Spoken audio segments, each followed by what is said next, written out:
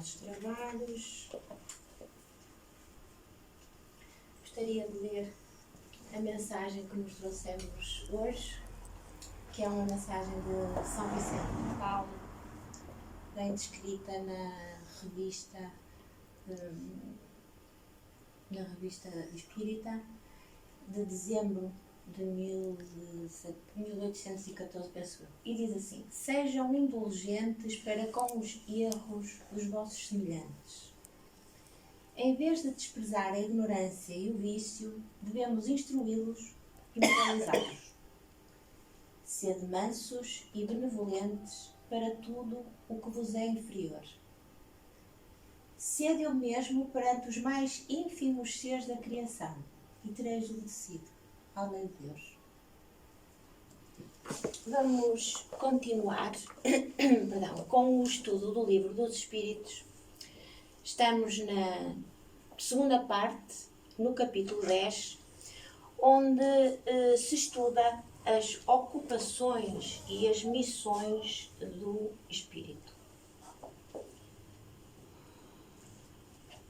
Fizemos aqui este pequeno resumo, digamos uma agenda daquilo que vamos falar a seguir, porque agora, a partir da questão 573, vamos falar da missão dos espíritos encarnados.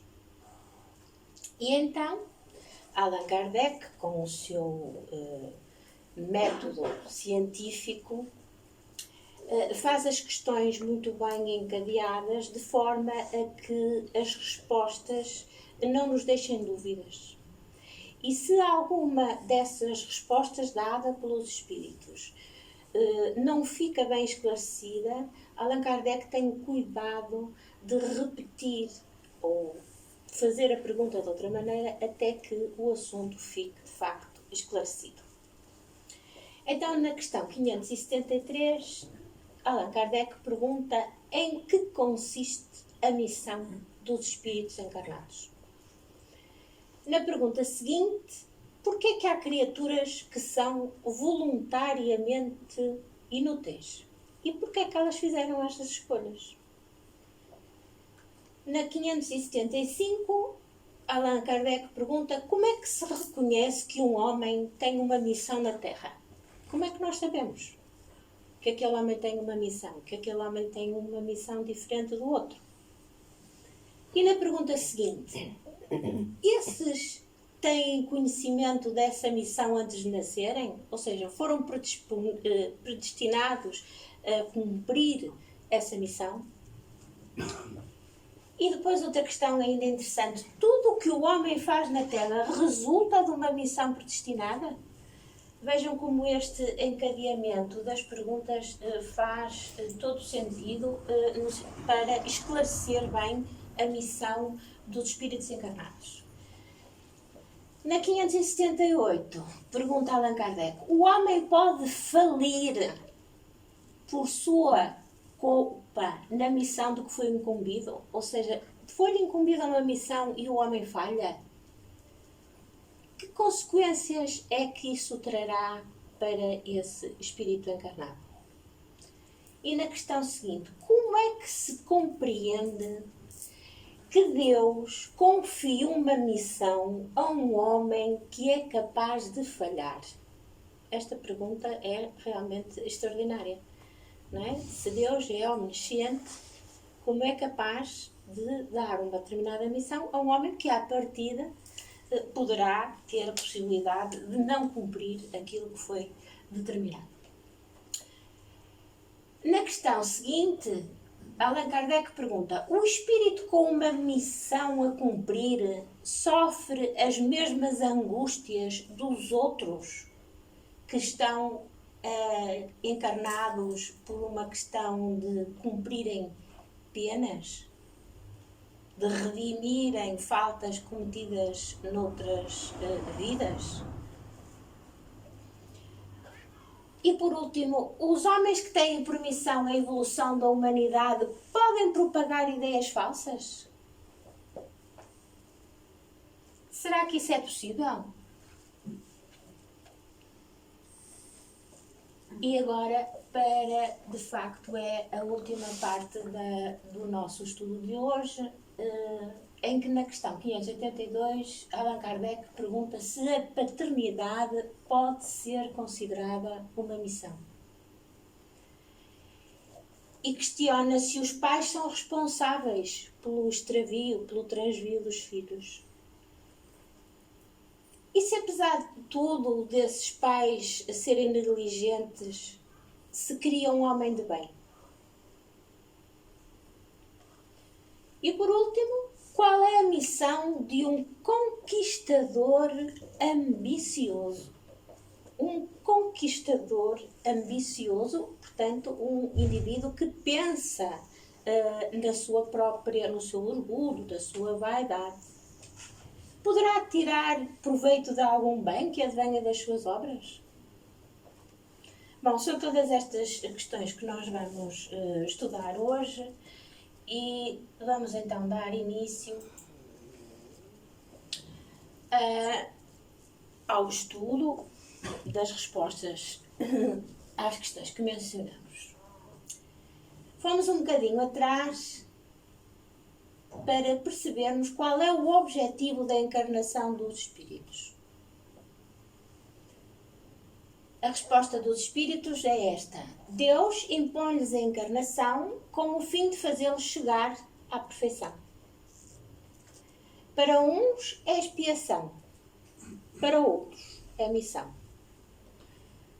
Mas para alcançarem a perfeição, têm que sofrer todas as vicissitudes da existência corporal. E é nisso que consiste a expiação.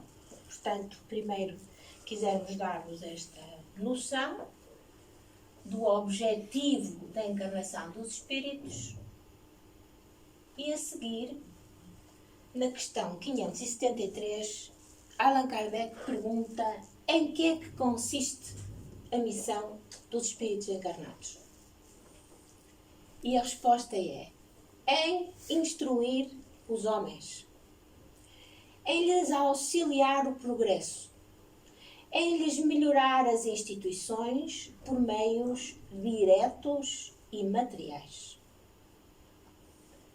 Portanto, de facto, estes objetivos da missão são objetivos coletivos. O objetivo é a evolução da humanidade. É claro que a encarnação é para, na maior parte dos espíritos, é para o aperfeiçoamento, para a transformação íntima. Mas quando falamos de missão, temos que falar já numa perspectiva mais de não só pessoal, mas também da coletividade, da humanidade no seu conjunto. E agora, Allan Kardec fala de facto de uma coisa muito interessante, que é: as missões são mais ou menos gerais e importantes. O que cultiva a terra desempenha uma missão, como governa ou que instrui. Portanto, todas as missões que temos predestinadas são de facto importantes. A encarnação tem sempre um fim útil para o próprio espírito, não é? Evoluir moral e intelectualmente, e também para a evolução da humanidade, como já dissemos. Continua a questão, continua a resposta a esta questão. Tudo na natureza se encadeia. Ao mesmo tempo que o espírito se depura pela encarnação, também concorre para a execução dos desígnios da providência. Portanto, isto faz-nos pensar, de facto, na maravilhosa organização que temos a nível espiritual, onde tudo se encadeia, onde cada um tem a sua parte a cumprir, de uma forma organizada, estando, de facto, no topo, digamos assim, desta pirâmide que conseguimos imaginar, a força criadora e amorosa de Deus. E esta resposta tem aqui esta frase que deixamos para o fim para lermos com cuidado.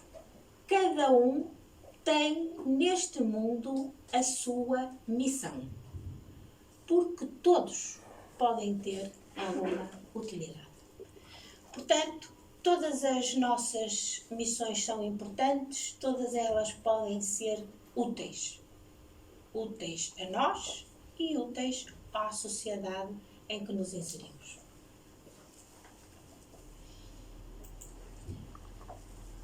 Questão 574. Qual pode ser na Terra a missão das criaturas voluntariamente inúteis?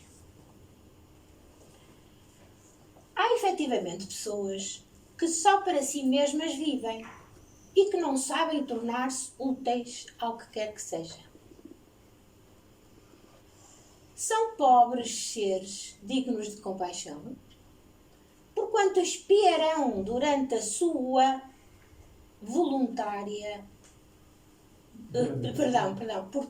porquanto espiarão duramente a sua voluntária inutilidade, começando-lhes muitas vezes já neste mundo o castigo, pelo aborrecimento e pelo desgosto que a vida lhes causa. Porque efetivamente são pessoas que não fazem nada de útil, não auxiliam o próximo, não se preocupam com os problemas que vêm no dia a dia e, portanto, são encarnações difíceis, não é? O tédio, a inutilidade, tudo isso provém da preguiça.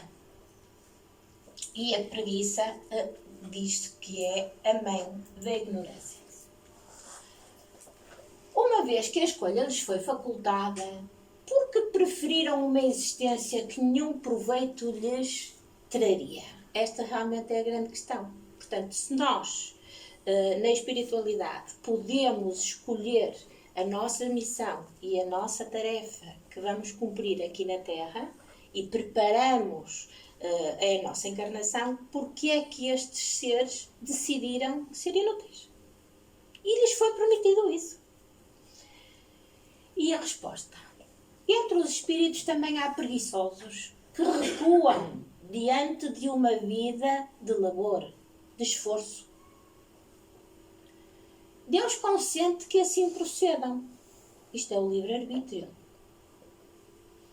Mais tarde compreenderão à sua própria custa os inconvenientes da inutilidade a que se votaram e serão os primeiros a pedir que se lhes conceda recuperar o tempo perdido.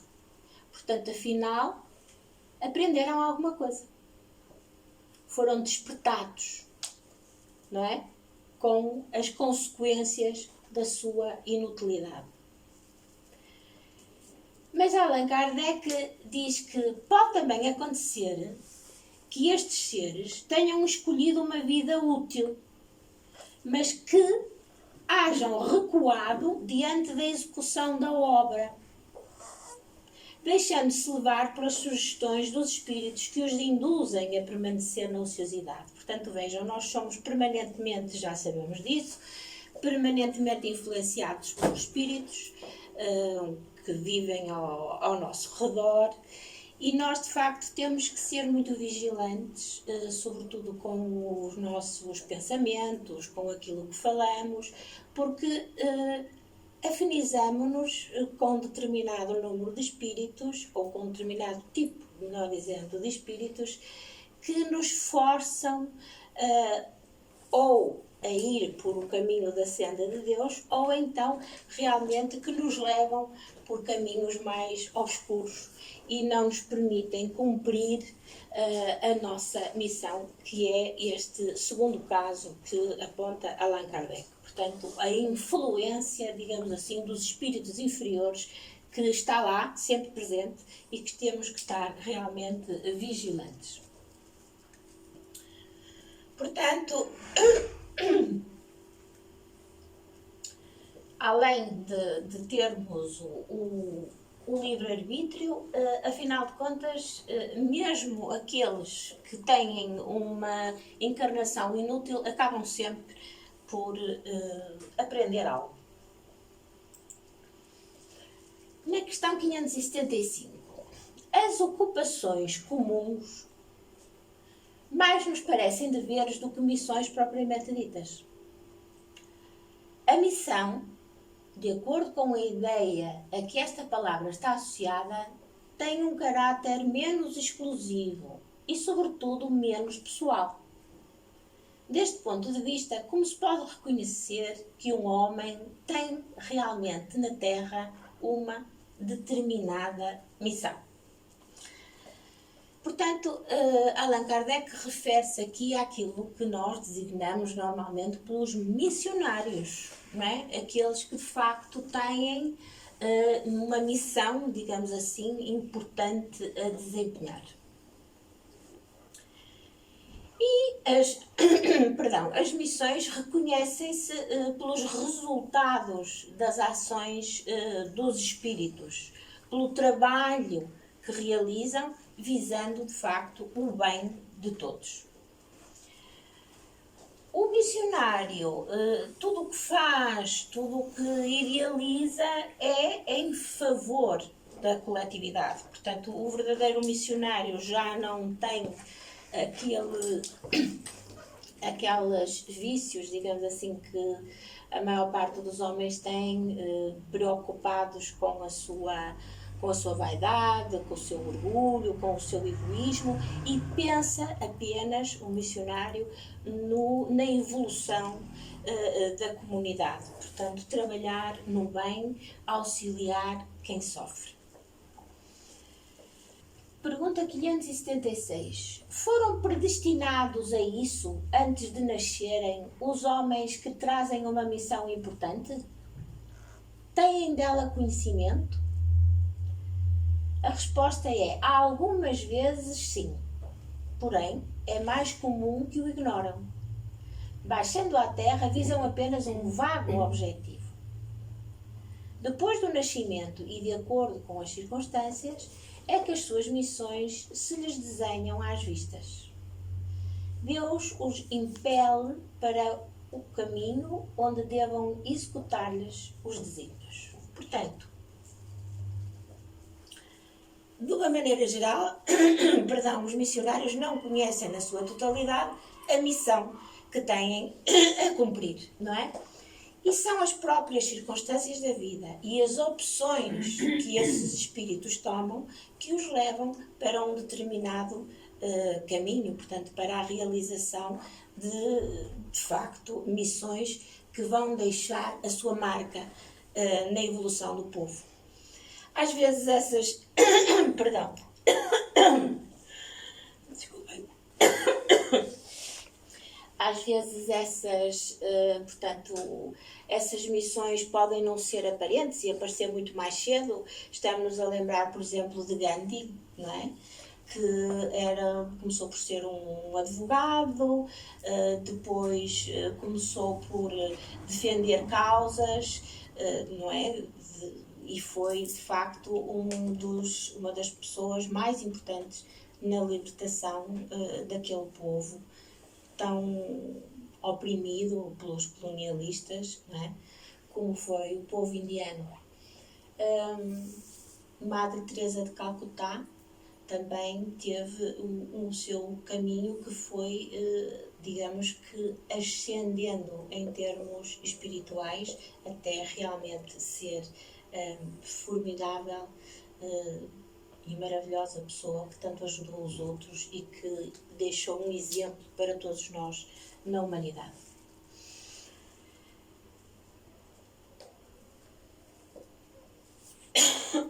Perdão. Querer saber, de alguma maneira, está aqui subentendido, podíamos querer saber qual a que grau, digamos assim, a que nível podem pertencer este género de espíritos.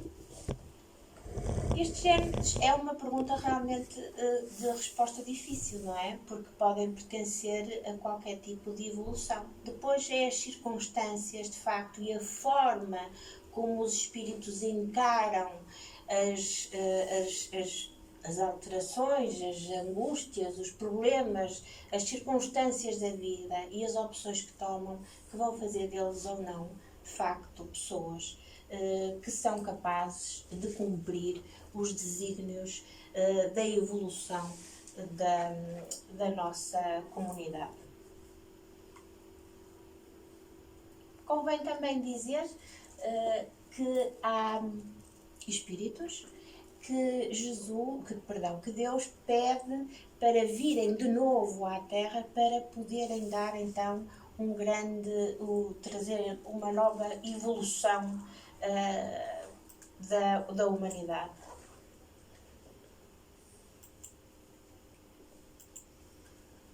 Quando um homem, 577, quando um homem faz alguma coisa útil, age sempre em virtude da missão em que foi anteriormente investido e a que vem predestinado? Ou pode suceder que haja recebido uma missão não prevista? Portanto, é sempre uma missão predestinada ou pode fazer qualquer coisa que não estava programado, digamos assim? E a resposta é: nem tudo o que o homem faz resulta de missão a que tenha sido predestinado. Muitas vezes é apenas o instrumento de que se serve um espírito para que se execute uma coisa que julga útil. E na continuação desta resposta, Allan Kardec explica bem o que isto quer dizer. Por exemplo, um espírito entende ser útil que se escreva um livro. Um espírito desencarnado, obviamente, entende ser útil que se escreva um livro que ele próprio escreveria se tivesse essa possibilidade. Procura então o escritor mais apto a compreendê-lo e a executar o pensamento. Transmite-lhe a ideia do livro e dirige-o na execução. Ora, esse escritor não veio à Terra com a missão de publicar tal obra. O mesmo ocorre com diversos trabalhos artísticos e muitas outras descobertas. Portanto, aqui o que importa é que durante o sono corporal, dizem-nos os espíritos, que o espírito encarnado se comunica diretamente com o espírito errante, que está na vida espiritual, entendendo-se os dois acerca da execução. Isto é mais um exemplo, de facto, da interligação constante que nós, encarnados, temos com o mundo espiritual. 578. Poderá o espírito, por própria culpa, falir na sua missão? Falhar na sua missão? E a resposta é sim, se não for um espírito superior. Porque obviamente que os espíritos superiores não vão falhar nas missões que lhes são confiadas.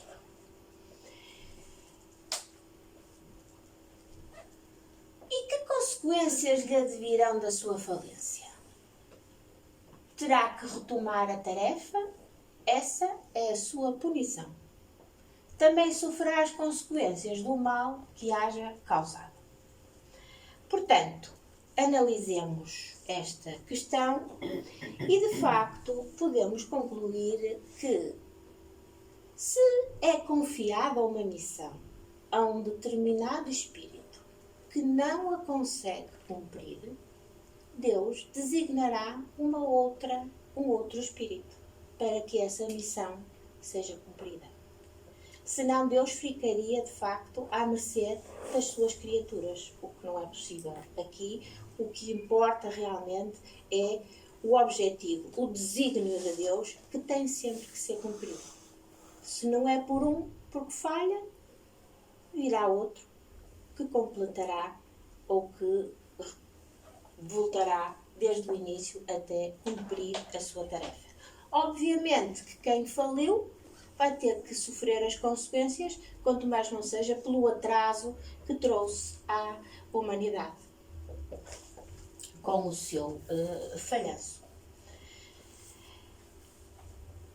É claro que nós, mas se pensarmos bem, todos falimos de alguma maneira nas nossas missões, não é? Pode a nossa missão não ser assim tão importante que não traga tantas, digamos assim, atrasos à evolução da humanidade, mas temos que ter essa humildade de pensarmos que muitas vezes não cumprimos de facto aquilo que nos propusemos fazer e então teremos que voltar para completar a nossa tarefa.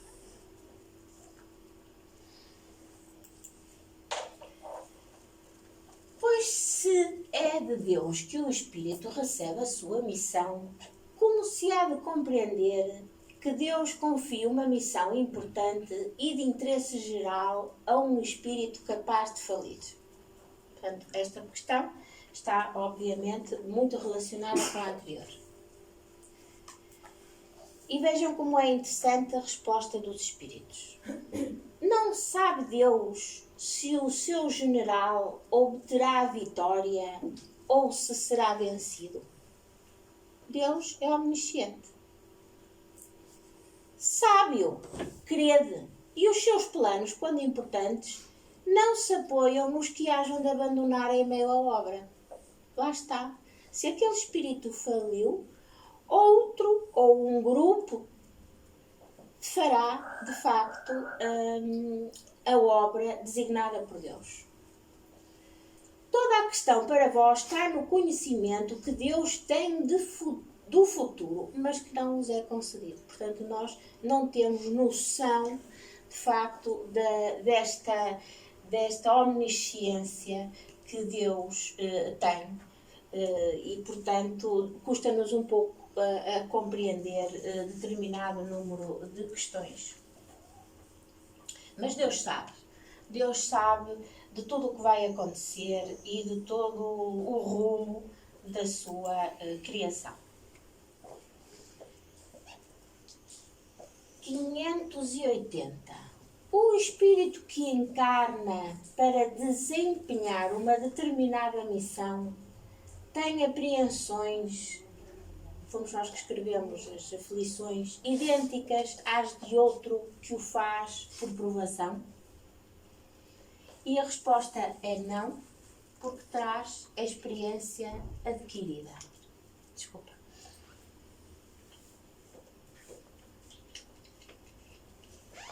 Portanto,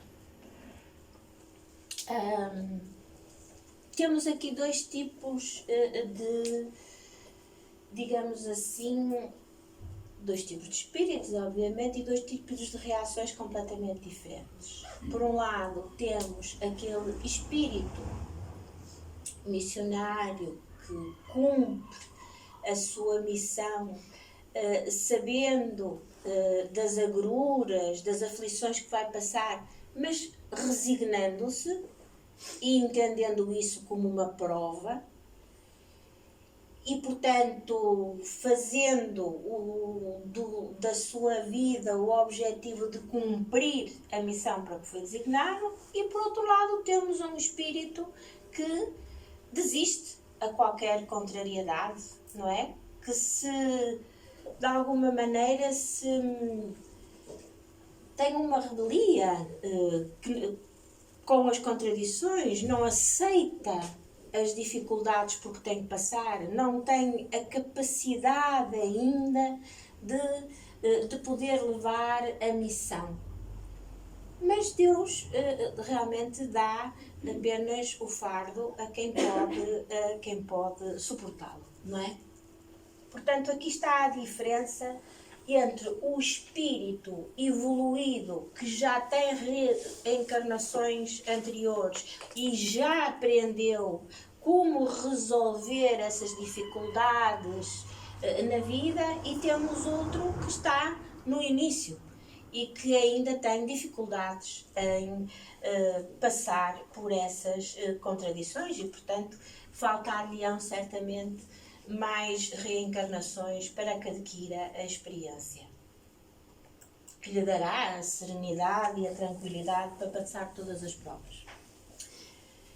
Na questão 581, Allan Kardec pergunta: certamente desempenham uma missão os homens que servem de faróis ao género humano, que o iluminam com a luz do gênio. Porém, entre eles alguns há que se enganam e, a par com grandes verdades, propagam grandes erros. Como se deve considerar a missão desses homens?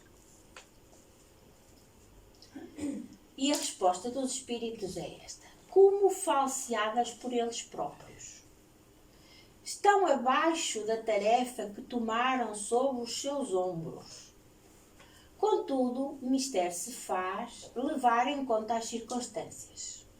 Repare que várias vezes os espíritos falam das circunstâncias, não é? Dizendo que depende também do espírito a forma como ele vai optar por um caminho ou por outro, fruto do livre-arbítrio. Os homens de gênio têm de falar de acordo com as épocas em que vivem. Assim, um ensinamento que parece errôneo ou pueril numa época adiantada pode ter sido aquele que convinha no século em que foi divulgado. Portanto, temos aqui aquilo que muitas vezes nos aparece no Evangelho, em que é dito às pessoas determinado número de verdades que elas conseguem entender, não é? E o conhecimento vai sendo dado de uma forma progressiva, de acordo com a evolução dos conhecimentos intelectuais que o povo tem naquela altura. Portanto, podemos não estar propriamente a dar informações falsas, mas sim informações adequadas aos conhecimentos da época.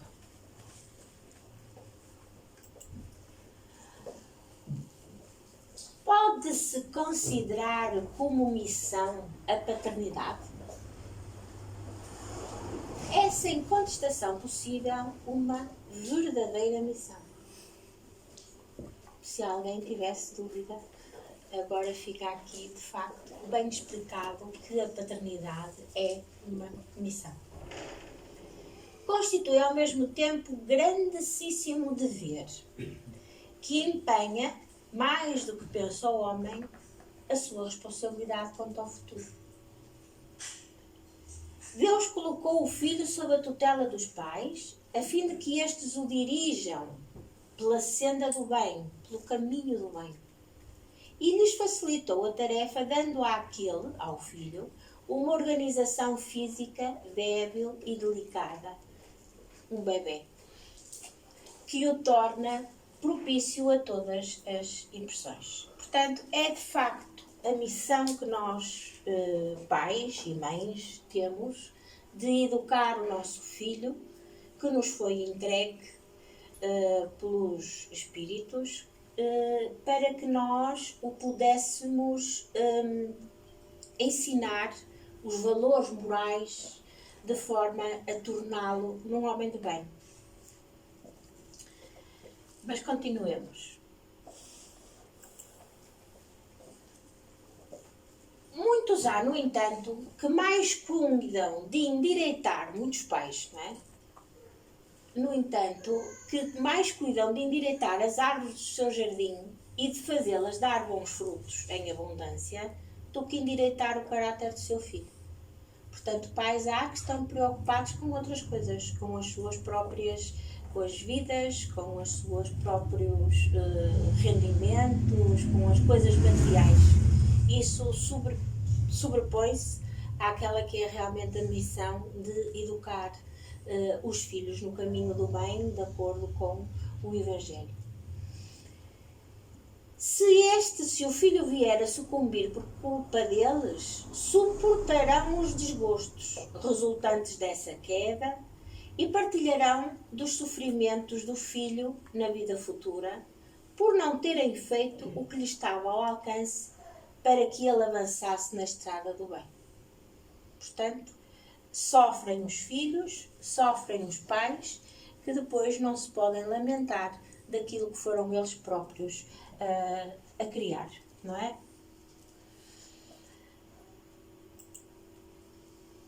São responsáveis os pais pelo transviamento de um filho que envereda pelo caminho do mal, apesar dos cuidados que lhe dispensaram? E a resposta dos espíritos é não. Quanto piores forem as propensões do filho, tanto mais pesada é a tarefa. E se conseguirem desviá-lo do mau caminho, tanto maior o mérito dos pais. Obviamente que nós temos na nossa encarnação, no programa da nossa encarnação, sobretudo quando somos pais ou nos propomos a ser pais, temos vários tipos de possibilidades, não é? Temos filhos que encarnam nas nossas famílias, que são, digamos assim, que pertencem a uma família maior, não é? Uma família espiritual, e que vêm para auxiliar, que vêm com uma missão importante até de evolução de toda a comunidade. Temos a possibilidade de ter indivíduos com quem já tivemos relações não muito amistosas em reencarnações anteriores e que depois reencarnam na nossa família para que possamos, de facto, colmatar, digamos assim, essas faltas cometidas e possamos aprender a amar, não é? E por outro lado, também podemos ter outro tipo de filhos, que são aqueles que vêm para famílias que são mais atrasadas, que têm menos conhecimentos espirituais, e são eles próprios, com o seu comportamento e com o seu exemplo, que vão fazer com que esses pais evoluam moral e espiritualmente. Na questão 583A, Allan Kardec diz: se um filho se torna homem de bem, apesar, não obstante, a negligência ou os maus exemplos dos seus pais, tiram daí estes algum partido, algum proveito? E esta é uma resposta muito inteligente. Deus é justo. Portanto, algum benefício tirarão certamente.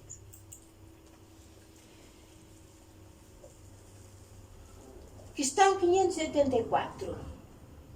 De que natureza será a missão do conquistador que apenas visa satisfazer a sua ambição e que, para alcançar esse objetivo, não vacila ante nenhuma das calamidades que vai espalhando? E a resposta? A resposta dos espíritos. As mais das vezes não passa de um instrumento de que se serve Deus para cumprimento dos seus desígnios. Portanto, nada se faz sem a vontade de Deus. E essas calamidades representam um meio de que ele se utiliza para fazer com que um povo progrida mais rapidamente.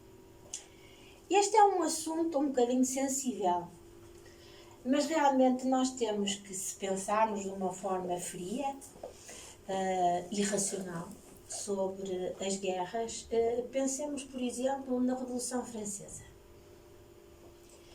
Pensemos em que a França atravessava um momento em que o povo vivia mal, vivia com um rei déspota, absolutista, e de repente surgiu este movimento da Revolução Francesa, depois que traz estas novas palavras, estas novas noções de fraternidade, de igualdade. Fraternidade, igualdade, e liberdade, exatamente. Faltava essa. Obrigada. E, portanto, isto é uma revolução, de facto, com a queda da Bastilha, onde estavam presos todos os indivíduos que tinham uma política diferente da do rei, e isto é uma grande mudança na humanidade. Não é? Houve, de facto, mortos, houve pessoas que sofreram muito, mas houve expandir de novas ideias que influenciaram o mundo da altura e que ainda hoje, através do direito, nós utilizamos muitas dessas, disso foi de facto realizado durante a Revolução Francesa. Muitas dessas alterações. É claro que nada se faz sem que de facto alguns tenham que ser sacrificados, mas de facto o bem é pelo bem comum. E até mesmo nesta guerra que estamos a assistir ainda incrédulos, certamente estão-se a passar coisas muito de grande interesse no futuro da humanidade, sobretudo no que diz respeito ao uso da energia. Portanto, vamos deixar de utilizar as energias fósseis, o petróleo, e vamos passar a energias verdes, a energias renováveis. Isso vai trazer certamente uma grande mudança para o nosso planeta, em termos de ambientais.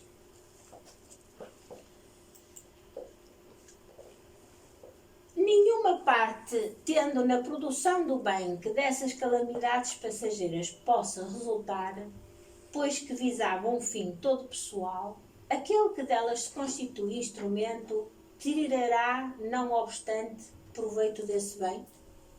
E cá está de novo esta resposta fantástica dos espíritos. Cada um é recompensado de acordo com as suas obras, com o bem que intentou fazer e com a retidão das suas intenções. É de facto uma resposta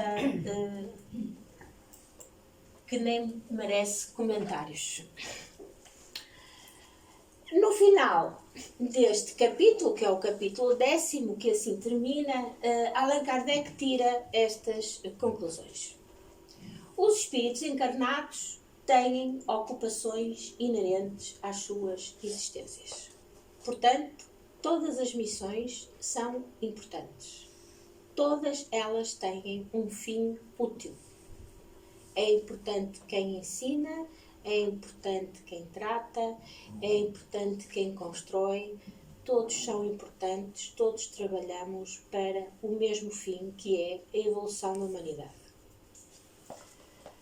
No estado de erraticidade, portanto, os espíritos na vida espiritual ou de desmaterialização, tais ocupações são adequadas ao grau de adiantamento deles. Portanto, agora vamos ver o que é que os espíritos podem, qual é a ocupação deles, porque o descanso em paz é para nós afastarmos completamente das nossas mentes, porque nós, quando passarmos para a vida espiritual, temos muito trabalho para fazer, muito trabalho mesmo. Portanto, descansem. Agora aproveitem este bocadinho que está quase a acabar, para depois ganharem a energia e o elan, como se costuma dizer, para prepararem o vosso trabalho na espiritualidade, que pode ser já durante o sono. No estado de erraticidade ou desmaterialização, tais ocupações são adequadas, como eu dizia, ao grau de adiantamento deles. Uns percorrem os mundos, instruem-se e preparam-se para uma nova encarnação.